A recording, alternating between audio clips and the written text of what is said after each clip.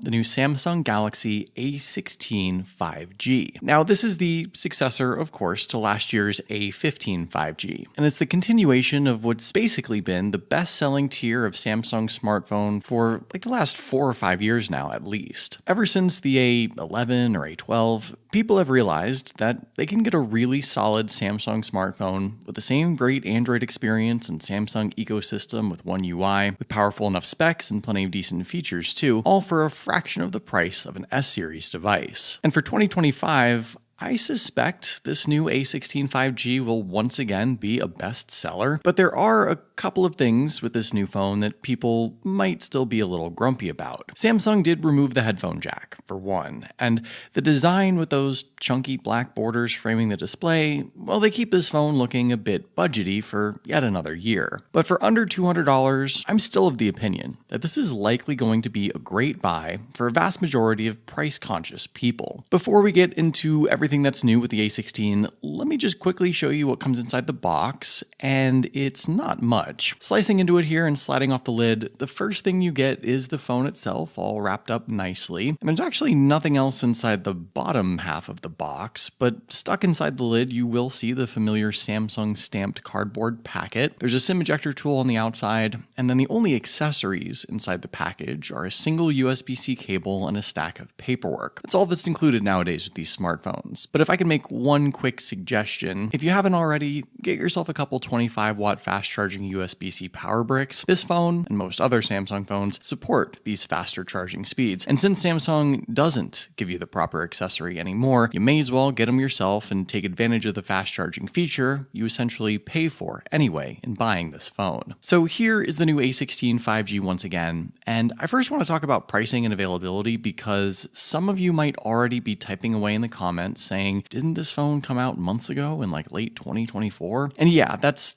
technically true. The A16 5G quietly launched internationally at the end of October, but here in the US, Samsung only just announced this phone this week for a January 9th release date. With this more formal announcement and launch, you're now going to start seeing this phone sold everywhere. From Samsung directly, from major carriers and prepaid networks. And while the full retail price is technically $199 right now, I do have a couple suggestions to help save you some money. At the moment, Samsung is offering a bundle deal of sorts. If you buy the new A16 from them, they'll give you a Galaxy Fit 3 smartwatch for 50% off. Not a huge savings, but saving 20 or 30 bucks on a decent smartwatch if you were maybe going to buy one at some point anyway is still something to consider. Depending on how flexible you are with your smartphone carrier, you'll probably be able to get this phone for free or at a steep discount if you add a new line, switch providers, or do some sort of trade-in. This is one of those phones that's just always offered at some sort of deal or discount from them. And third-party sellers on Amazon, for example, are already knocking the price down on this phone quite a bit. I'll leave links to these different deals down below in the video description if you want to shop around. So while this new A16 5G certainly looks like the many other A-series phones of previous years, Samsung says this phone has some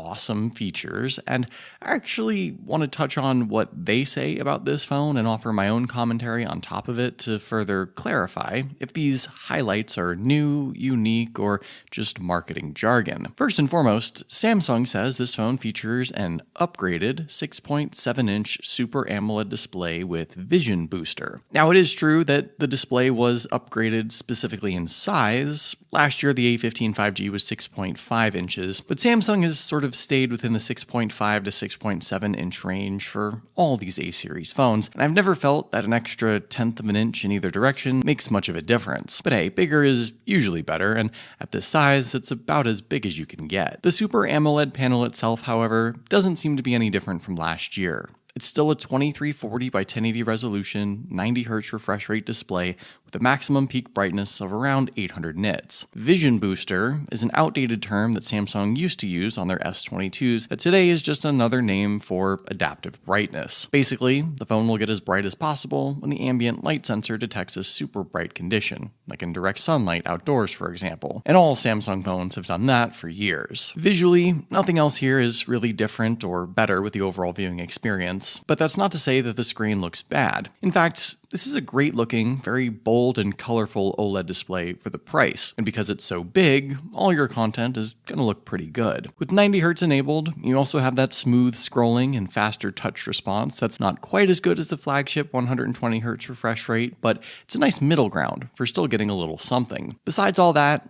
I think more people will just be a little more bummed about the fact that the screen-to-body ratio on this phone still isn't great. The thick black borders, bulky bottom chin, and dated selfie camera notch make the phone look cheaper, and really, you just have a lot of excess device in your hand. I would imagine at this point that more people would have preferred slimmer bezels and a camera cutout like the higher-tier A-series phones have as the actual screen upgrade, but I think this old-school display design helps Samsung keep the costs lower for this phone. Samsung calls the A16 simply sophisticated, with a redesigned frame and back cover that's sleek and functional, but it's mostly the same as last year. This phone is all plastic all around, from its glossy back cover to the color-matched edges. It's a great looking phone from the back, in my opinion. It looks exactly like the higher tier A-series and even the S-series phones, really, but it's arguably not any different than before. There are two subtle changes, though, that are worth noting. The first thing, which you probably saw already, Samsung ditched the headphone jack on this phone now. So there's just a big blank covered spot where it once was. RIP.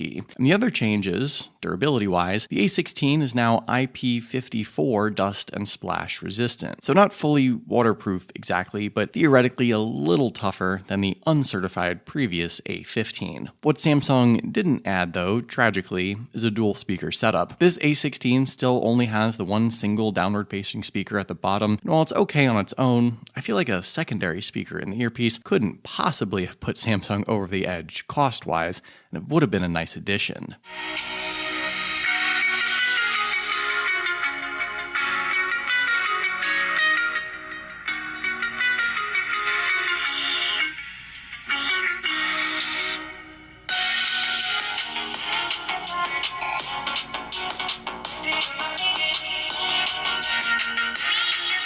As far as everything else, physically, nothing else has really changed. Buttons are all in the same spot. Fingerprint sensor is still the power button, which is fine. I actually prefer this, I think. It's just easier and more reliable most of the time. Fortunately, Samsung also still retained microSD card support on this phone, which surprisingly, they do advertise as a feature here. I think most people will have a 128GB model available to them. That's what I have here. And you can see about 23 gigs of that is taken up by Android and all of Samsung's pre-installed apps. One of the included perks, by the way, of buying this phone is free Samsung TV Plus and 2 months of YouTube Premium, but a lot of these apps can be deleted. And more importantly, you can just go out and get yourself a 256 or 512GB SD card for pretty cheap and have plenty of storage to work with. When it comes to the processor and performance, you actually have to scroll all the way down to the bottom of this page to see what Samsung has to say. And all they do say is that this phone features a powerful octa-core processor. The processor itself in name is Samsung's own Exynos 1330 here in the US, or the MediaTek Dimensity 6300 if you have the international version of the phone. Both are octa-core processors, and here are the Geekbench numbers, so you have some data to go off of. But here's the cold hard truth on this. The Exynos 1330 is actually more than 2 years old now. It was first used inside the M14, which came out in early March 2023 for the international market. And the MediaTek 6300, while it is an upgrade over the 6100 Plus from the A15, it's almost a year old itself, too. So there's nothing new or upgraded with the processors here, unfortunately. They're just a slightly more powerful chip that's otherwise been out for a while and used in some other smartphones for the past couple of years. This isn't a bad thing necessarily. It's just one more way in which Samsung can cut costs and keep this phone as cheap as possible. Performance-wise, I've always felt that this tier of A-series is sort of that bare minimum if you want a solid device that can still tackle 90% of your daily tasks and asks. There's 4, 6, and 8GB RAM options for this phone. I think 6 gigs is what you'll find for sale in most places, and that's what I would opt for personally. This phone can game, it can multitask, and it isn't gonna stutter through the basic tasks like most super budget phones might do. But you have to remain realistic with your expectations. This is a more simple smartphone for the easy everyday stuff. Just staying connected with friends and family, browsing social media, enjoying your usual streaming apps and other content. If that's mainly what you do on your phone day in and day out, that's mainly what this tier year of A series will be good at. One thing Samsung doesn't actually explicitly advertise, at least on their main product page, that they absolutely should, is the fact that this phone will now receive 6 years of One UI and Android software updates, alongside 6 years of security updates. This is the longest amount of software support of a cheap A series device yet, and I love this because it means your $200 can go really far now. This is a phone that will remain current with the latest Samsung stuff for years to come. And since so few people upgrade their phones every year, or even every other year now, you can rest easy knowing Samsung isn't going to abandon you on the software side anytime soon. Samsung also has a big fancy graphic showing that this phone has a seemingly big 5,000 mAh battery powering it as well. But I hate to ruin the illusion, every A series phone from the last few years has had the same 5,000 mAh battery inside. That's still a ton of juice though, don't get me wrong. I've always been able to get 8 to 10 hours of screen on time with a phone like this easily. And I suspect it's much of the same for this new A16. Like I mentioned earlier, you'll also want to just get yourself the right power brick to pair with it, and then you're good to go. You'll be charging fast, lasting long, and probably going a full day without having to worry about being plugged in. Finally, Samsung says you can capture moments like never before with 3 lenses around back for picture-perfect memories, and a 13-megapixel selfie camera up front. Altogether, however, this camera setup seems to be the exact same hardware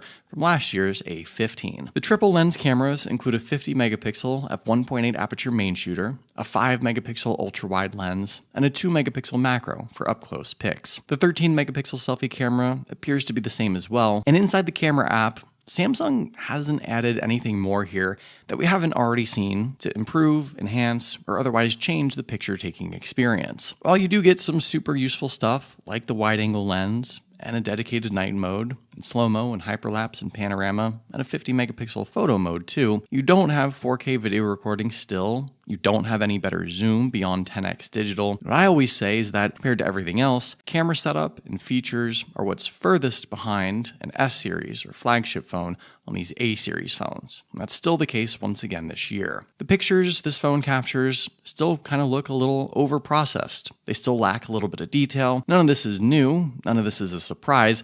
It's just something I always like to stress because Samsung and the other smartphone companies stress camera stuff so heavily themselves on their flagship phones, these budget phones are still quite a ways behind. So looking past Samsung's own fluff and jargon, what's actually new with the new A16 5G? Well, you get a bigger screen for enjoying your content, but you'll need a wireless pair of earbuds to enjoy it, or reluctantly listen to the same single speaker setup out loud. The processor inside is a little better than last year, but not anything new. You can keep this phone for an additional couple of years, since Samsung will still keep feeding it updates. But overall, to me, this feels like a pretty minor refresh versus an outright upgrade. What do you guys think? Is the new A16 5G a phone you're considering for this year? Let me know in the comments down below. I'd love to hear your thoughts, of course. Hopefully you guys did enjoy this video.